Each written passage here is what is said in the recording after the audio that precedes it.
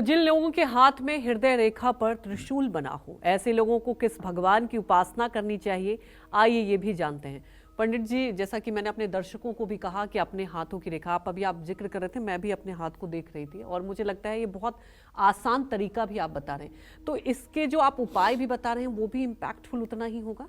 हाँ, देखिए भैया, ऐसा है, अब जरा रेखाओं को आप समझ लीजिए, ध्यान से समझ लीजिए। ये देखिए हथेली है, आपको दिख रही है? हाँ, तो ये अंगूठे के बगल से ये जो रेखा चल करके नीचे तक यहाँ तक आ रही है, इसको कहते हैं जीवन रेखा।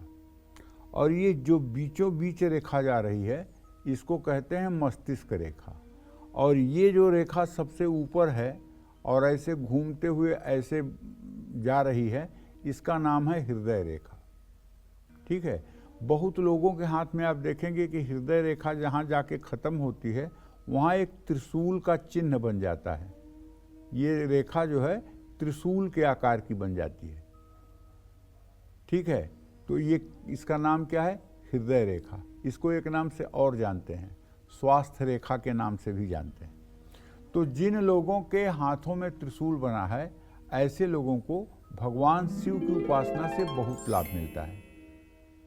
ऐसे लोगों को ओम नमः शिवाय का नियमित जप करना चाहिए, क्योंकि त्रिशूल अगर बना होगा और अगर ये त्रिशूल दोनों के मध्य में बना होगा, मध्यमा और तर्जनी के बीच में जाके बना होगा, तब तो बुढ़ापा सुखदायी होगा।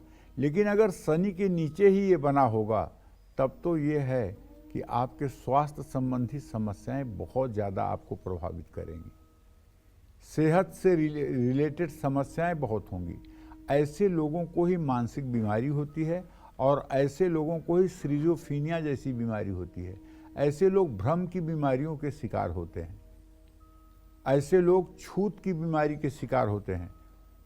अगर कोई आपके घर में आ गया तो फिर से बिना झाड़ू पोछा लगाए नहीं रहेंगी। अगर आपके बाथरूम को किसी ने यूज कर लिया तो पूरा बाथरूम बिना धोए आपका मन ठीक नहीं होगा। किसी ने आपकी नल छू लिया तो नल को बिना धोए आप नहीं रह पाएंगे। ये सब बीमारियां उत्पन्न होती हैं इन सब कारणों से। अगर ऐसा व्यक्ति, पुरुष ओम नमः शिवाय का जप करे, महिलाएं नमः शिवाय का जप करें, क्योंकि तीसरे संहिता में और शिव पुराण में 29वें अध्याय में लिखा हुआ है कि महिलाओं को नमः शिवाय का जप करना चाहिए, और जिन लोगों की जनेऊ न हुई हो उन्हें भी नमः शिवाय का जप करना चाहिए। जिनका जनेऊ संस्कार हुआ हो उन्हें ओम नमः शिवाय का जप करना चाहिए। ऐसा शास्त्र का मत है, मेरा कोई मत नहीं है। मेरा मत यही है कि जो शास्त्र कहता है वही मान लेना चाहिए। उसी में हमारी भलाई है और उसी में हमारा कल्याण है। तो जितना हम नमः शिवाय का जप करेंगे उतना ज़्यादा इस त्रिशूल का प्रभाव कम होगा।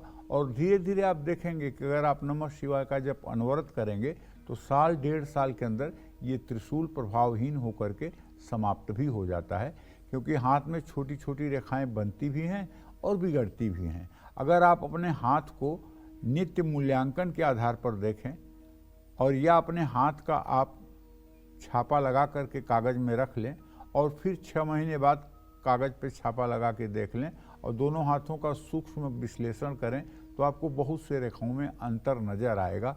इसमें कोई दो राय नहीं है। जय मां विंध्यवासिनी।